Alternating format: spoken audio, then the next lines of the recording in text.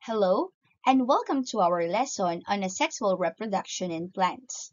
Today, we'll explore the various ways plants can reproduce without seeds and how they use different parts of the parent plant to grow new individuals.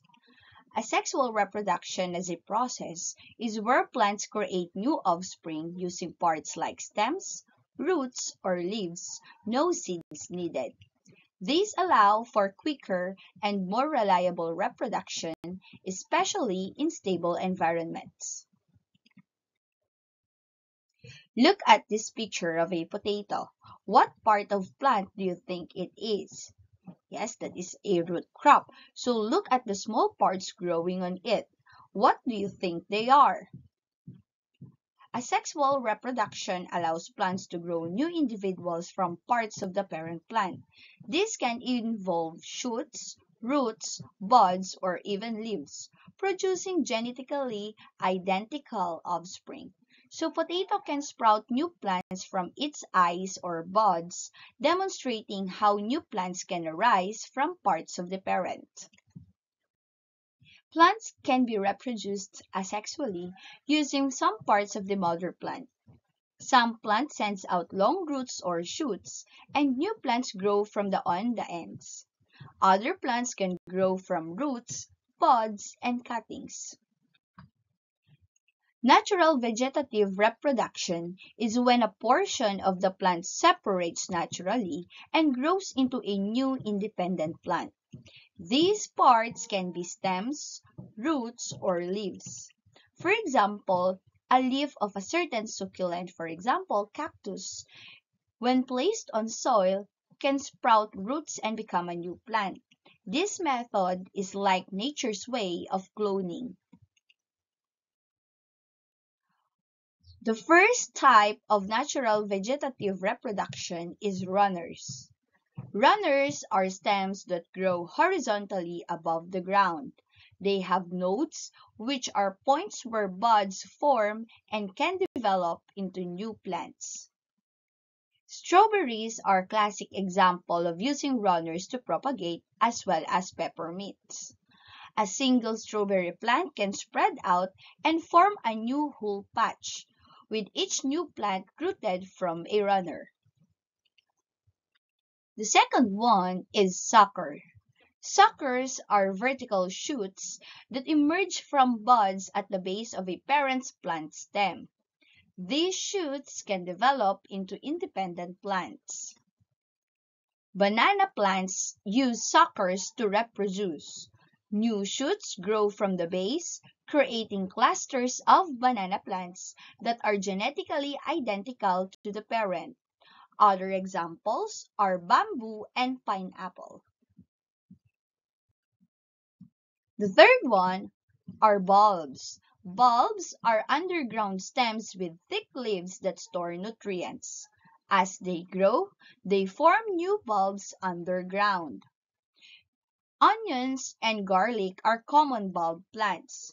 Each bulb can sprout, producing leaves above the ground while storing food for new growth below. Okay, so other examples are also tulips. Fourth one are rhizomes. Rhizomes are underground stems that grow horizontally. They have nodes where roots and shoots can emerge, allowing new plants to grow.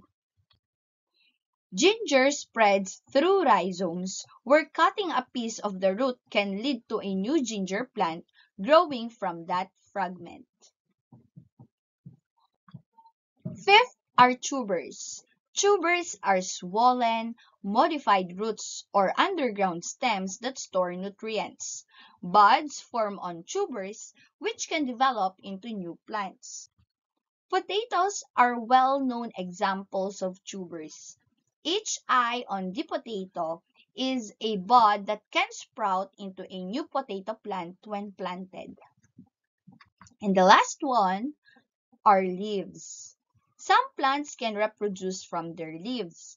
Leaves that detach from the parent plant or have small plantlets on their edges can grow into new plants. The katakataka, or mother of thousands plant, produces tiny plantlets along the edges of its leaves, each capable of becoming a new plant when they fall off. Now that we're done on the discussion, let's practice. Think of a plant in your community and identify which part can be used for propagation like runners or tubers. First one is bulb. Yes, we can have garlic or onion. Number two, tubers. Yes, we can have sweet potatoes or potatoes itself. Number three, runners. Strawberry or peppermint. Four, rhizomes. Okay, we can have ginger for that. And number five, sucker. Okay, banana, pineapple, or bamboo. So for the next activity, how do plants below reproduce? So tell me what letter of your answer is correspondent to each picture. Okay, number one is a katakataka. Okay, that can be reproduced by means of leaves. Next, number two, we have ginger. Very good. That is an example of rhizome, letter D. Next, number three, that is an onion. Yes, the answer is letter C, bulb. Number four, so those are bamboo shoots. Okay, so that can be reproduced by means of letter B, sucker. Next, we also have potato. Very good. We can reproduce potato by means of tubers, letter E. And the last one, that is a strawberry. So we can reproduce strawberries by means of letter A, runners. In summary, asexual reproduction is a fascinating and efficient way for plants to propagate.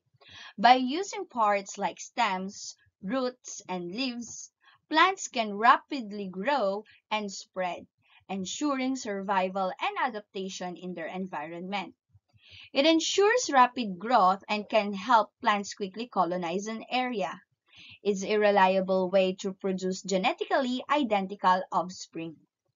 Asexual reproduction is widely used in agriculture to propagate crops quickly and maintain desirable traits.